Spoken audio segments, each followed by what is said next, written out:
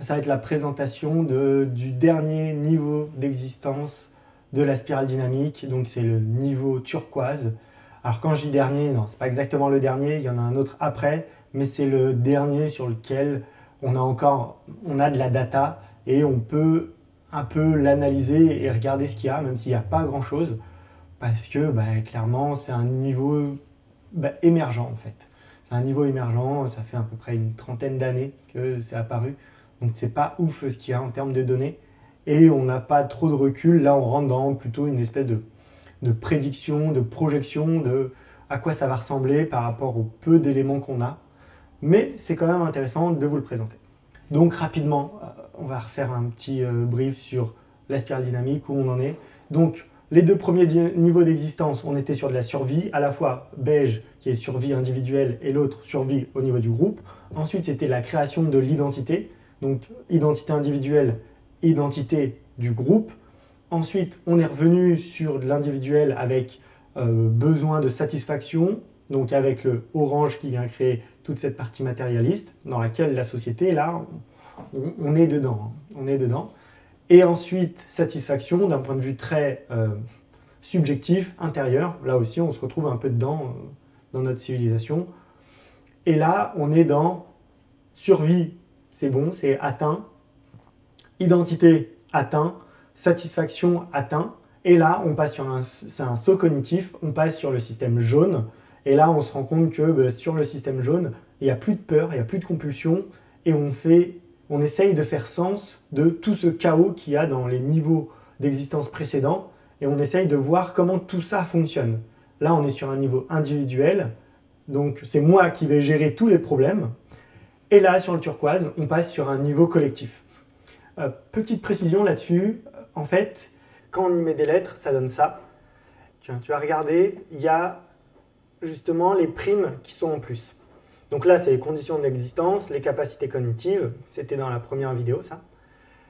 Et ce qui va se passer pour le jaune et le turquoise, en fait, ça peut s'appeler en jaune soit GT, soit HU. Ou sinon, AN' ou BO'. Pourquoi prime ? Parce qu'en fait, on revient sur un niveau d'existence antérieur. Et dans ce niveau d'existence antérieur, on est sur de l'individuel, du collectif. Et là, en fait, c'est comme si on revenait sur ces mêmes niveaux, mais avec de la complexité en plus. Et qu'est-ce que ça veut dire ? En fait, ça veut dire que le deuxième tiers, c'est comme si on recommençait le premier tiers. Avec une particularité, c'est que là, l'ego, la peur, elle disparaît. Et ça, d'un point de vue de l'humain, ça change tout. Concrètement, ça change tout. Là, sur le jaune par rapport au beige, on est sur quelque chose qui est l'ordre de faire sens de tout ce chaos qu'il y a autour de nous. Voilà, on est vraiment là-dessus et de comprendre comment ça fonctionne et d'agir d'une manière très tangible d'un point de vue individuel. Quand on passe en turquoise, là, on retourne sur le collectif et comme pour le violet, il y a la notion de spiritualité qui rentre en compte. Et le fait que la spiritualité rentre en compte à ce niveau-là, au niveau du violet, il y a comme quelque chose de... En fait, tout ce qui fait pas sens au niveau du jaune, là, on va lui attribuer une signification. Et cette signification, on va l'appeler spirituelle, mais d'un point de vue très mondial, en fait. Et c'est là qu'on peut parler de prime, parce qu'en fait, on revient sur les niveaux d'existence précédents. C'est le même schéma, mais avec de la complexité supplémentaire. Là, ma slide, ça marche pas du tout. Pour la façon de vivre, le pourquoi et le comment, à peu près. Mais pour le reste, là, j'ai aucune donnée parce qu'en fait, ce niveau d'existence turquoise, il est assez récent. Et il y a très peu de personnes qui sont dans ce niveau d'existence, donc très peu de données. Et c'est tout à fait normal, c'est tout à fait logique. Donc la façon de vivre, là, on est dans préserver l'humanité et la nature. On est vraiment dans la Terre, en fait, c'est un être vivant, comme moi, comme vous, et du coup, ça, faut le prendre en compte. Et là, il y a vraiment un niveau très spirituel de tout est lié en fait. Et tout ça, faut le préserver. Ensuite, le pourquoi, c'est parce qu'en fait, la vie, c'est une illusion. En fait, l'ego, c'est une illusion, et on est vraiment dans une forme d'équanimité pour tout et pour l'ensemble du monde. Et ça va créer quelque chose de, en fait, tout est égal. Que je meure, moi, ouais, j'ai plus trop peur de la mort, donc c'est pas trop grave. Que tu meurs toi, ouais, ok. Il va y avoir un sens même à ces morts et ça va donner que la mère Gaïa, en fait, ça va donner quelque chose qui ressemble à ça. Le comment, accepter absolument tout en ayant quand même une façon de voir les choses d'un point de vue très cognitif et d'expérimenter en fait. Quand je vais mal, la souffrance d'avoir mal, ouais, c'est de poser son attention dessus et accepter ce que c'est en fait d'avoir mal. Et vraiment d'un point de vue très cognitif et dire ok, c'est normal d'avoir mal. Il y a peut-être un sens. Et là, on est dans du turquoise. De ne pas confondre le turquoise avec le vert. Parfois, il y a des confusions, il y a des gens qui sont en vert et qui se voient comme le turquoise. Mais non, le turquoise, il y a une complexité beaucoup plus importante. Il y a vraiment l'expérience qui a été faite. Et c'est une expérience non pas comme ça, instinctive, un pic d'expérience, non. C'est réel. Ça veut dire que dans le turquoise, il y a des choses qui ressemblent à le temps est une boucle. Et le temps est une boucle, de l'expérimenter, c'est du turquoise. Mais de l'expérimenter tout le temps, c'est du turquoise. De l'expérimenter une fois, non, ça vient toucher le turquoise, mais après ça redescend. C'est comme les psychédéliques, c'est le truc de la dissolution de l'ego. Ben, dans ce cadre-là, dans le turquoise, on est plus proche de ça. Et pour être tout le temps dans cet état, c'est du turquoise, c'est pas du vert. Ouais. Le turquoise, il a aussi une grande connaissance. Il y a vraiment une grande connaissance. Il ne dit pas juste des trucs comme ça parce qu'il les a entendus. Non, il les a expérimentés. Il les a littéralement expérimentés dans son être. Et voilà, il y a un vrai truc de non, en fait, il ne dit pas ça par hasard. C'est de l'expérience. Là, je vous ai mis des exemples. Donc l'environnement, bon bah voilà, il n'y en a pas. Les jeux vidéo, il n'y en a pas. Les films et les séries. Alors les films et séries, dans les séries, je vous ai mis la fin de The 100. Alors pour ceux qui ne veulent pas le savoir, spoiler, n'écoutez pas ce moment. Ok, c'est bon, t'es parti, tu t'es bouché les oreilles. Okay. À la fin de The 100, ils montent tous au ciel. En fait, ils transcendent l'humanité, ils transcendent leur être vivant, vraiment, tu vois, ça. Ils transcendent et ça devient des êtres de lumière qui vont dans un truc qui s'appelle plus ou moins le paradis. Ça, voilà, ça se rapproche du turquoise. Alors, c'est pas du turquoise, hein, attention, c'est pas ça, turquoise, mais ça se rapproche un truc qui ressemble à ça.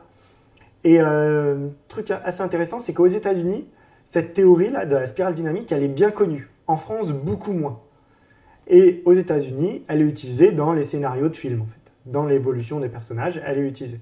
Et la fin de The 100, ben, en fait, c'est ça. The 100. Désolé pour les personnes qui regardent ça en anglais, c'est The 100. Okay, les téléréalités, il n'y en a pas. Sur le YouTube français et même américain, on a le YouTube français, on a le Saguru. Saguru français, voilà. Là, on est sur du turquoise.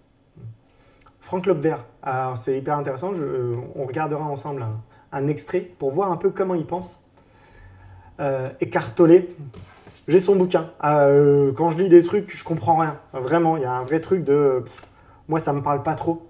Je vois bien ce qu'il veut dire, hein, mais bon, ok, quoi, c'est un peu ça. Et en fait, c'est ça qui est assez impressionnant avec la spirale dynamique, c'est qu'on a beau comprendre là où en sont les gens, quand ils parlent, quand ils écrivent des bouquins et quand on les lit et qu'on n'est pas à ce même niveau, on ne peut pas l'appréhender, quoi. Et limite, bon, je comprends bien où ils se situent. Du coup, c'est ok pour moi, je comprends que je comprends pas, donc ouais. Par contre, il y a des gens, ils vont prendre ça et ils vont le dénigrer. Ils vont dire ouais, ça c'est un peu de la bullshit, tout ça. Et je dis pas que dans tous ces milieux-là, il n'y a pas de bullshit. Mais quand c'est expérimenté par le corps, par l'expérience, ça donne des trucs comme ça, en fait. Et aussi Ken Wilber, qui a travaillé notamment sur cet outil de la spirale dynamique. Ken Wilber, avec plusieurs livres. C'est très dense. J'ai un bouquin de lui juste à côté, là. C'est très dense comme bouquin. Beaucoup d'idées. Voilà, ça ouvre des portes. Maintenant, pour y adhérer d'un point de vue de l'expérience, c'est particulier, quoi. Il faut vraiment s'accrocher, il faut vraiment comprendre déjà le concept de la spirale dynamique et comprendre qu'il y a des choses qu'on ne peut pas comprendre. Les états. Alors les états, encore une fois, ça c'est les trucs que j'ai mis moi perso. mais il y a la non-dualité. Voilà, il y a le bien, le mal. En fait, il faut du bien pour avoir du mal. On est vraiment dans le yin et le yang, quoi. Il faut du bien pour avoir du mal, du mal pour avoir du bien. Sinon, ça ne marche pas. Et les deux sont équivalents. Voilà, et ça, c'est la non-dualité, c'est le turquoise. On est aussi dans la dissolution de l'ego. La dissolution de l'ego, c'est quoi? Il y a quelque chose qui dit « je » et il y a le je, il y a ce qu'on appelle le moi. Et ce qui dit « je », en fait, et le moi, c'est différent. Et l'idée, c'est de désidentifier le « je » et le « moi ». Du coup, ça fait quoi? Ça fait de la dissolution de l'ego. Il n'y a plus rien qui dit « je », en fait. Et ça, c'est de la dissolution de l'ego. Il y a quelque chose de... Si je dis plus « je », si je m'identifie plus à mon corps, où je suis, et là, on rentre dans les expériences mystiques, les expériences d'éveil, ce genre de choses. Voilà. Attention, l'éveil n'est pas du turquoise. C'est pas parce que vous avez eu un éveil que... Non, vous n'êtes pas turquoise. C'est pas parce que vous avez pris... Là, j'ai mis les psychédéliques. C'est pas parce que vous avez rencontré une expérience mystique que vous êtes en turquoise. À ce moment-là précis, oui, c'était un niveau de conscience peut-être en turquoise. Mais vous êtes rapidement revenu, en fait. Et c'est normal. C'est normal. On n'accède pas à ce niveau-là. Ça, c'est un état. Et cet état, il reste stable quand on est là, turquoise. En turquoise, on est vraiment dans de la sagesse. Voilà, ces gens-là, là, ces 4 personnes-là, ils ne sont pas arrivés à cet endroit-là par hasard. Ils ont énormément lu, énormément pratiqué des pratiques méditatives, des analyses de l'hypnose. Enfin, ils ont énormément fait de choses sur eux et ils ne sont pas arrivés là par hasard. Il y a une vraie expérience derrière. Voilà, donc le turquoise, c'est bien particulier pour arriver là. À ne pas confondre avec le vert. Encore une fois, la différence... En fait, la différence est assez simple. En général, les verts voient le turquoise comme des maîtres spirituels. Voilà, c'est ça qui se passe. Quand tu es dans un niveau d'existence vert, avec la pensée, la façon de penser un vert, quand tu revois ces personnages, tu dis « Waouh, c'est fort ce qu'il dit ». Quand tu arrives à cet endroit-là, tu le comprends. Tu le comprends vraiment. Enfin, vraiment, il y a un vrai truc c'est corporel, c'est une expérience. Et ce que tu dis, ça fait sens parce que tu l'as vécu. Ça, c'est du turquoise. Donc là, pour les mots-clés, il n'y en a pas beaucoup forcément. Donc on est dans l'interdépendance globale. Il y a un vrai truc de si je construis une maison, le sable que je vais prendre pour le ciment, il va venir de quelque part. Et donc, ouais, et tout ça, c'est pris en compte en fait. Il y a une vraie expérience de toute chose est liée. La science et la spiritualité, elles sont unies. Il y a un vrai truc, par exemple, et c'est un peu ce qu'on pourrait reprocher à ce milieu-là, il y a un vrai truc de la théorie quantique est prise et est utilisée d'un point de vue spirituel. Ça ne plaît pas trop tout ce système orange qui dit « ben non, on ne peut pas mélanger les deux ». Bon, on verra dans quelques années qui a tort, qui a raison, mais la plupart des intuitions scientifiques, elles sont venues de quelque chose de très spirituel, de très mystique. Et voilà. Et après, ça est venu le confirmer par des maths, clairement, par quelque chose de vérifiable. Mais il y a d'abord eu une intuition. Et c'est parfois ce qui est reproché à tous ces mystiques de faire un petit peu trop la poule avant l'œuf, quoi. C'est vraiment ce truc-là de dire « ouais, alors c'est quantique, ah ben ça prouve que ce que j'ai dit… » Bon, voilà, c'est vraiment ce qui est reproché notamment à Deepak Chopra. Deepak Chopra, il est assassiné littéralement par tous les scientifiques qui travaillent sur de la mécanique quantique parce que Deepak Chopra, il dit « ouais, c'est quantique ». Et il s'embourbe un petit peu, tout ça, et bon, c'est pour ça que je ne vous l'ai pas mis en exemple. Là, les personnes qui sont là, dans mes exemples, non, ils ont bien conscience qu'il y a la théorie quantique et il y a la spiritualité. Et que même si pour eux, les deux peuvent faire sens, bon, c'est deux choses différentes quand même. C'est pas, parce que eux, ce qu'ils disent, c'est de l'expérience, c'est pas prouvé scientifiquement. Et c'est pour ça que je vous ai mis ces 4-là, qui pour moi font sens par rapport à ça. À tort ou à raison. Oui, il y a une forte intuition. Si on revient sur le niveau d'existence BO violet, là on est sur du BO prime. En BO violet, il y a une intuition, quelque chose de très fort en fait. C'est quelque chose qui fait que ils sentent la nature, ils sentent les animaux, ils sentent la météo, ouais, c'est vraiment, il y a une forte intuition. Ben là, en fait, dans ce turquoise, c'est la même chose, mais d'un point de vue humain, en fait. Ils sentent les humains. Il y a un vrai truc ils captent les émotions, ils captent les ressentis, ils font pas de la lecture de pensée, mais il y a un truc qui ressemble à ça. Il y a une véritable intuition profonde de les gens qui a en face de lui, les gens qui a en face d'eux, ils les sentent.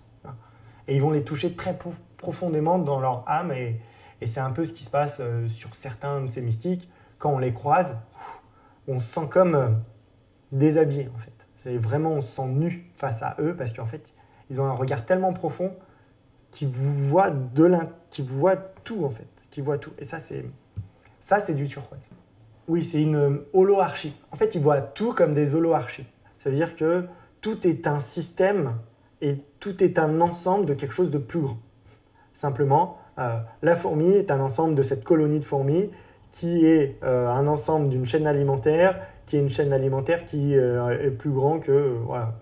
Et on peut aller plus loin. Là, voilà. Et on peut aller plus loin. Et l'idée, c'est justement dans le turquoise, c'est de voir tout ça, en fait. C'est de voir tout ça en arborescence et de voir tout ça en holoarchie.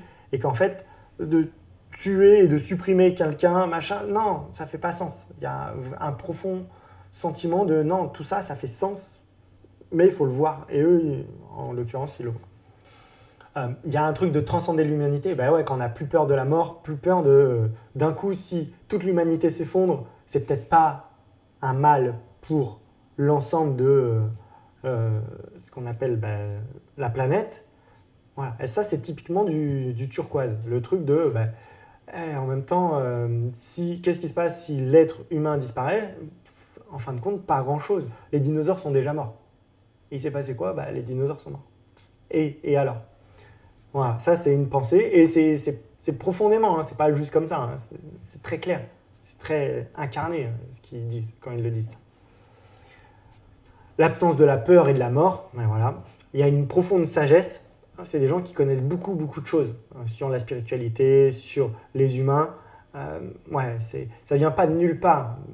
Tout ça, en fait. C'est beaucoup de livres, beaucoup d'expériences. Et le chaos a un sens. Et justement, là, on est dans le chaos a un sens.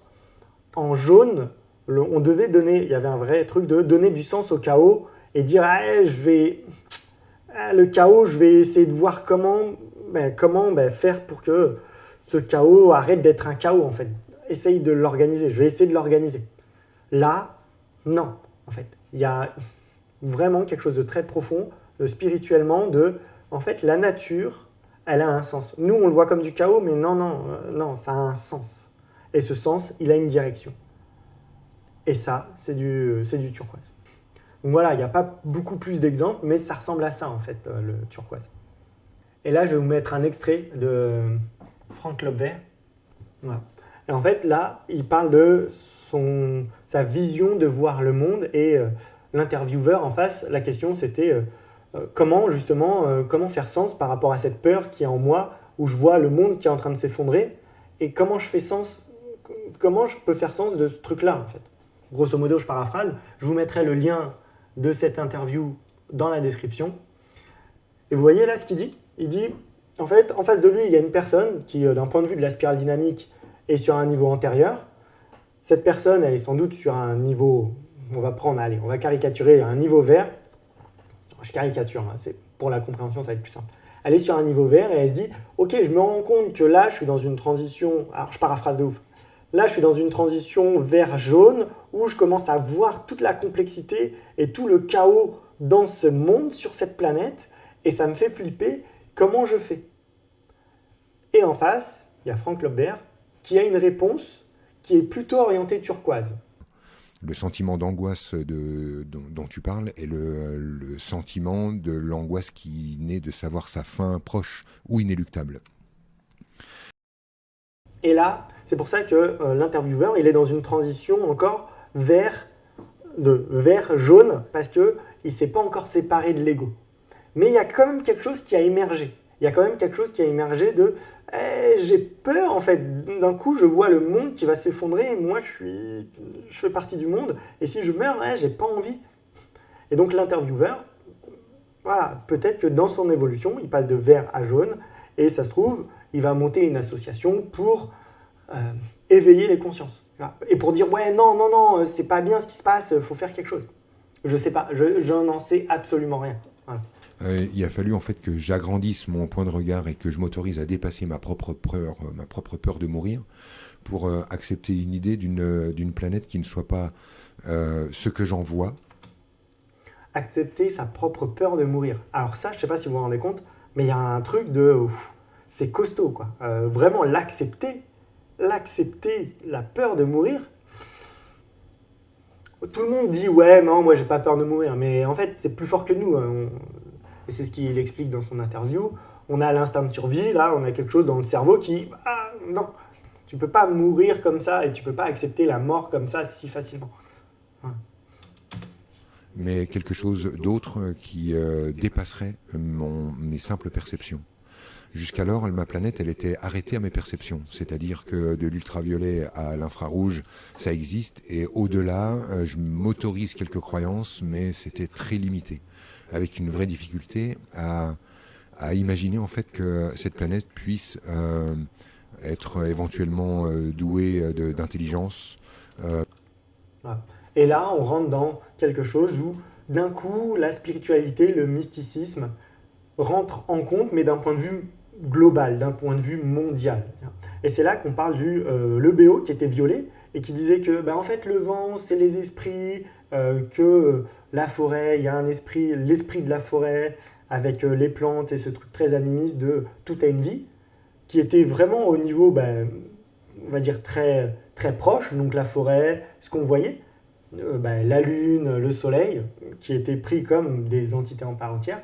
Là, d'un coup, c'est repris en compte, mais d'un point de vue plus global. Et de se dire que la Terre, elle-même, elle a une intention, elle a une intelligence et elle a une agentivité, une capacité à agir. En fait. Peut-être même de conscience, pourquoi pas, mais comme d'être perçu comme un être et non plus comme une maison, pas comme un caillou sur lequel j'habite, mais une vie avec laquelle je cohabite.